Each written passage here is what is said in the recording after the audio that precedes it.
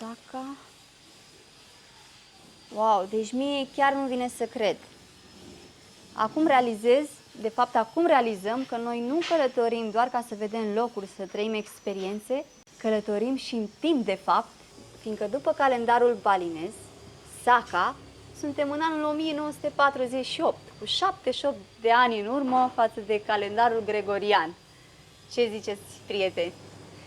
Am plecat de acasă din 2025, luna noiembrie, am ajuns în Thailanda după calendarul budist în anul 2568, iar acum ne aflăm în Bali după calendarul gregorian în aprilie 2026 și suntem în anul 1948 după calendarul Saka al balinezilor, calendarul religios.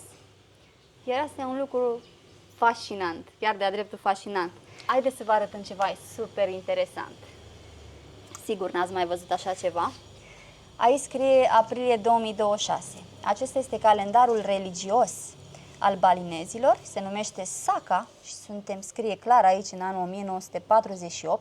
Mai au un alt calendar, dar acesta e cel mai important, se ghidează după fazele lunii și are 355 sau 356 de zile în total. Și am remarcat aici că mai sunt și alți ani. Priviți aici Buddha, după calendarul budist, suntem în anul 2569. Iar după calendarul imperial japonez, suntem în anul 2686. Nu puteam să începem vlogul să nu vă arătăm și să vă informăm cu privire la acest aspect. Poate veniți aici în Bali să știți și dumneavoastră pe ce lume trăiți, în ce an sunteți. După acest calendar se stabilește anul nou Niepi, anul nou balinez, iar anul acesta, anul nou, a căzut pe data de 20, vedeți că e încercuit aici, very important. Și cam așa se prezintă un calendar balinez pentru cei curioși să cunoască și altele. Sasih, vedeți? Aici scrie Sasih, Sasih. Sasih, asta înseamnă lună. Salutare din Ubud! Ne-am cazat la o familie balineză pentru că ne-am dorit mai mult decât o simplă vacanță. Am vrut să vedem cum se trăiește cu adevărat aici, să înțelegem locul, nu doar să-l bifăm, să fim mai aproape de oameni, de obiceiuri, de ritmul lor.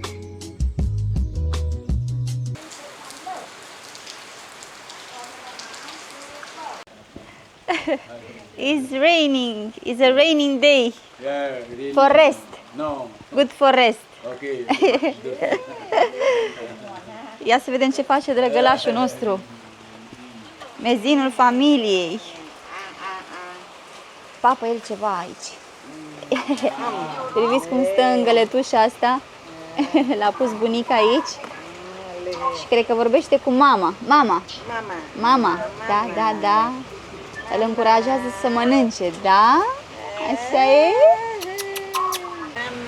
Mama, Ibu. Yeah, the same. The same. Papa, papa, Papa, papa, ayah. father. Yeah. Ok. Papa, ayah, the same. Aya. Ayah. Aha. Papa, aya. Pentru că Indonezia e frumoasă, am decis să ne prelungim viza pe care o primim ca turiști la intrare în sală, respectiv cele 30 de zile. Am fost aici la acest birou și am făcut demersul necesar. Erau două căi de a obține suplimentarea vizei cu încă o lună. Una era să mergem la un birou oficial în Denpasar sau în Kuta, iar era mai dificil pentru că trebuia să facem câteva drumuri până acolo și riscam să încurcăm actele. Așa am ales să plătim un mic comision și cei de aici, care sunt foarte profesioniști, ne vor ajuta să obținem această prelungire. Prețul este de 900.000 de IDR. Rupii indoneziene, care inclus și taxa către stat și comisionul lor. Totuși va trebui să mergem o dată până la Denpasar, să ne facă fotografii și probabil să ne ia și amprentele. Ne-am bucurat să primim această viză pentru că Baliul e frumos, Indonezia e frumoasă și am vrea să vedem mult mai multe locuri din această țară.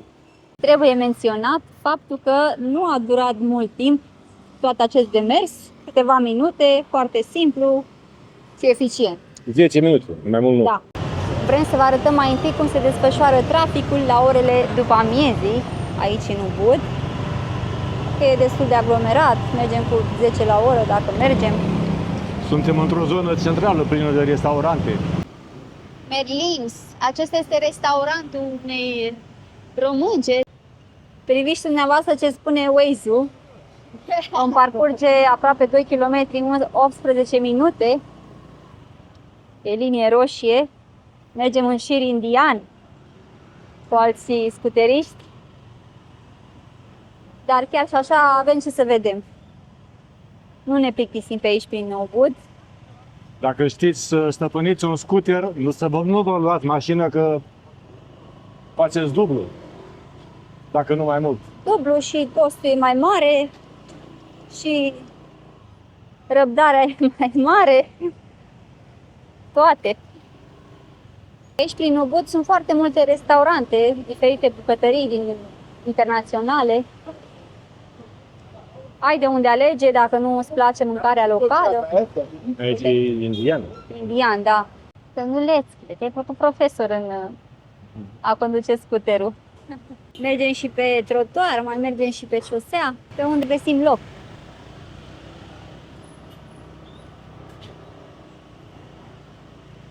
Am ieșit din aglomerație, iar acum trebuie să ajungem la un restaurant, la un varung. Varung e numele restaurantului local balinez. Și am dat aici de vegetație frumoasă, aerul e mai curat. Artera principală din Ubud este foarte aglomerată. În special pentru că acolo sunt cele mai multe restaurante de pizze, ca să zic așa, și cele internaționale. Am văzut și spaniol, și grecesc, și italian, indian, fiecare după poftă, după gusturi, după buzunare. Nouă ne place mai mult mâncarea lor tradițională și am ales un varung, adică un local de aici din Ubud. Cheong mas, uite am ajuns la unchiul Cheong, măi. Pregătește grătarul, fii atent. Prețurile la varunguri sunt mult mai mici față de restaurante. Hello! Chicken! Good! Domnulețule, ne luăm și un pic de fum de grătar. Dacă vrei, plecăm. Nu plecăm. Hai să ne și să ne la omul ăsta. Am văzut că avea recenzii bune, da. Dacă are recenzii bune, stăm aici la Și bune masă. și multe. Uite, că e chicken, 40.000 de rupii. Sub 10 lei, în banii noștri, 40.000 de rupii. Asta înseamnă. Te-au și orez, cartofiori, noodles, chiar și pește la grătar. Peștele e 12 lei. 12 lei. 12 lei, 10 lei, e aproape 4.000 de rupii, 1 leu. Varungurile acestea, ca să înțelegeți, sunt un fel de taverne. Găsim la greci, așa e și aici, la balinezi. Suntem la masa asta rotundă? Problema e cu fumul. Aia e. Thank you. Uite, domnii sunt de-ai noștri. Frați de-ai noștri pe lângă România. Domnii din stânga. Am auzit o limbă cunoscută. Nu pot să spun. Nici? Ne-a sosit mâncărica și ce mâncărică, haideți să vă arătăm. Avem aici friptură de puișor. După aia avem orez prăjit cu o omletă. Ei așa pun ou aproape la fiecare fel de mâncare. Și la nasi goreng la fel era. Nasi goreng, pardon. Nasi goreng, da, e un fel de mâncare foarte cunoscut aici în Bali.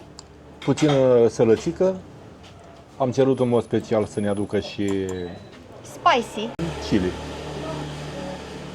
Am luat și 2 nuci de cocos, informativ 5 lei bucata.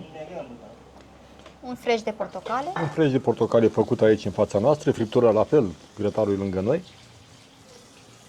Toate astea la un loc 49 de lei, ceea ce e destul de avantajos. În schimb, să știți că am mâncat mâncare la fel de bună sau poate chiar și mai bună. La o jumătate din prețul acesta am dat 25 de lei Pentru împreună. 2 persoane, da? Da? Și a fost chiar foarte gustoasă și am luat și la pachet. Gustoasă și pe săturate. Da.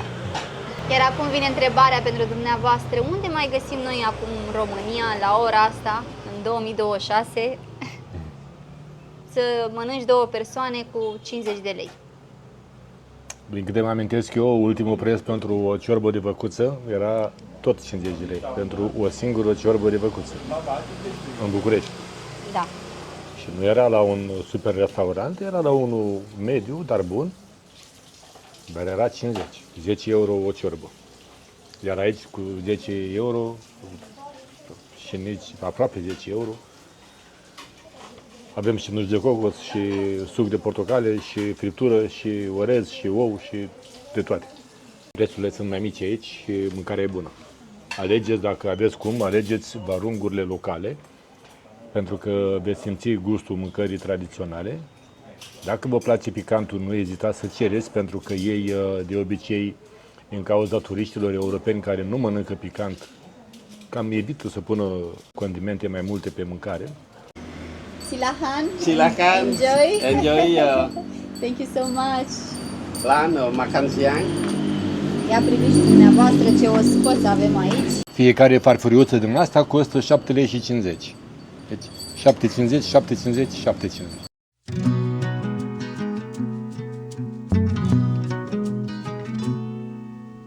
I stayed up all night weeping,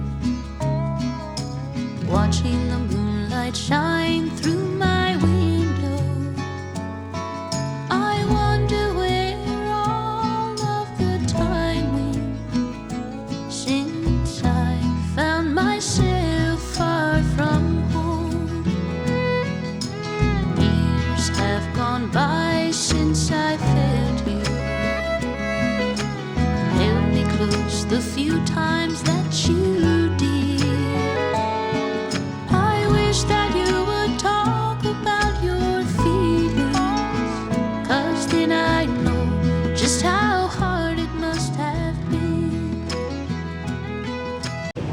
Ne aflăm pe strada Cajeng, Jalan Cajeng, așa îi spune în balineză, străzii Jalan. Vrem să vedem și noi ce au oamenii pe aici, ce vând ei. Bravo, măi, domnulețule, ești un gentleman. Gentleman, yes. Multe chestii tentante pentru fete. Bineînțeles că fetele-s la putere. Am văzut și haine pentru bărbați, dar cele mai multe sunt pentru femei. Hello! Astea sunt agrafe de frangipan de pus în păr, clame. Dar frangipan găsim așa, Natural. varianta asta, care miroase frumos. Thank you! Asta e mirosul specific al Baliului, mirosul de băiețișoare parfumate și cu frangipan. Parfumate! Mhm. Așa miroase în Bali. Aha, thank you, thank you. Super! Miroase foarte frumos. 3 hours. Astea țin mai mult, măi, omule. De-aia doamna spune. Cum?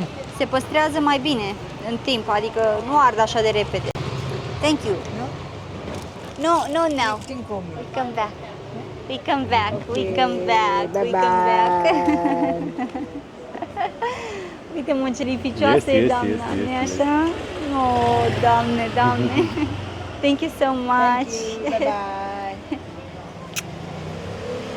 Zona aceasta, alea aceasta este plină cu magazine ale localnicilor, cei mai mulți dintre ei, și au diferite mărfuri, de la haine, suveniruri, chestii din astea de obiecte de Decor. decor. Mâncare, fructe, legume. De toate, un fel de bazar întins pe o străduță îngustă și nu e singura străduță de genul ăsta, mai sunt încă 4-5 am mai văzut pe care le-am depășit înapoi. Și toate sunt concentrate în zona Palatului din Ubud. Aici e zona de shopping, cumva. Shopping în aer liber. Exact. Uite, încă o străduță, cum vă spuneam, tot așa plină cu, cum să le zic, buticuri. Buticuri, da. Da. Principalul loc de shopping de aici din Ubud, pentru cumpărături mai stilate, ca să zic așa, este Ubud Art Market, care închide la ora 5. Noi l-am prins închis acum, dar zilele următoare poate trecem pe acolo să vedem ce au. Dacă vă așteptați la vreun mall, nu găsiți aici, un mall în stilul european pe care îl știm cu toții. Asemenea mall-uri în Bali veți putea găsi doar în Kuta și în Seminyak. Da. Partea de sud a insulei. Exact, în partea sudică. În rest, veți găsi doar genul acesta de magazine mici, micuțe. Nu suntem în Los Angeles, suntem în Ubud, Bali și aici avem ceva care se aseamănă cu... Bulevardul Hollywood, unde acolo sunt stele ale artiștilor, ale vedetelor, regizorilor, muzicienilor. Iar aici, la o scară mai mică, sunt anunțuri cu hoteluri, cu cazări, cu restaurante, varunguri. Cu povești de iubire. Și gen Romeo și Giulietta sau Cristina plus Andrei. Da, e frumos că atunci când te plimbi singur pe aici, nu o să te plictisești, că ți arunci un unghi pe jos și tot vezi ceva care îți atrage atenția. Uite, cum ar fi ăsta de aici? C plus C iubește pe M. Da, și are și A amprenta. pus ștampila acolo, da? E chiar interesant.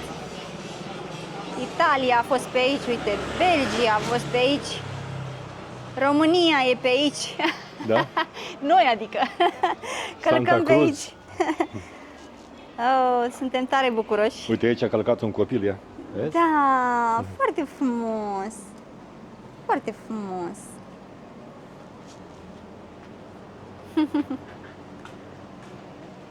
E mari seara și avem spectacol aici în Ubud, la Lotus Pond Ubud. Vă luăm cu noi la spectacol să vedem fete frumoase și dansuri balineze. Ne-am cumpărat bilete și am dat pe ele. 25 de lei de persoană. Sunt pentru un spectacol care durează o oră. Wow, avem și o băutură gratuită. Bun. Hello. What is this? It's oranges. Orange juice. Thank Thank you. you so much. Asta e băutura noastră gratuită înainte de a vedea spectacolul Ubud Water Palace. Ia uite ce frumos! Bun venit în paradis, dragilor! În paradisul de noapte! În inima Ubudului, într-un templu acoperit de lotus, fiecare seară spune o poveste, dar nu una pe care o poți urmări ușor. Pentru că în Bali, poveștile nu se spun în ordine, se simt.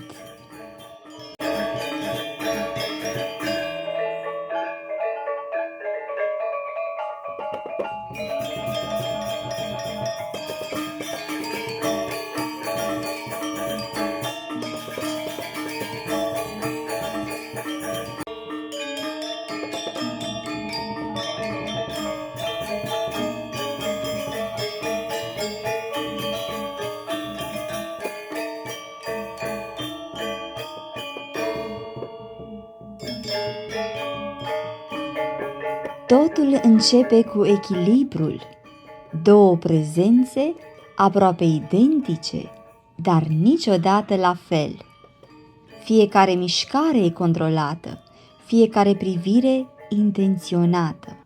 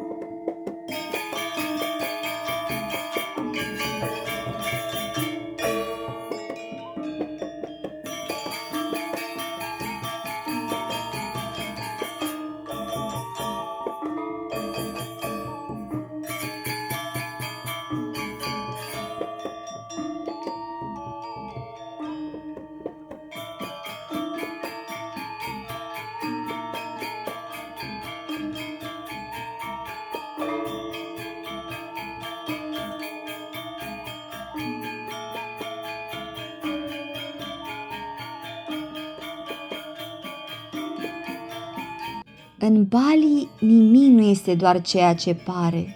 Când apare masca, omul dispare. Nu mai vezi un dansator, vezi un spirit, un personaj care nu imită, ci devine.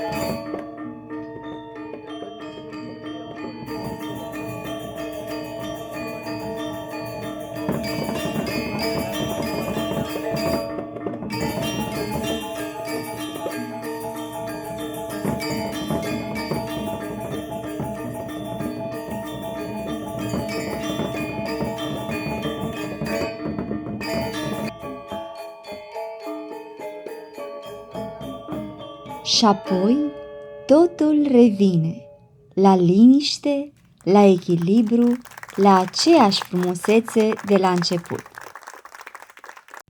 Pentru că aici nu există final, există doar armonie.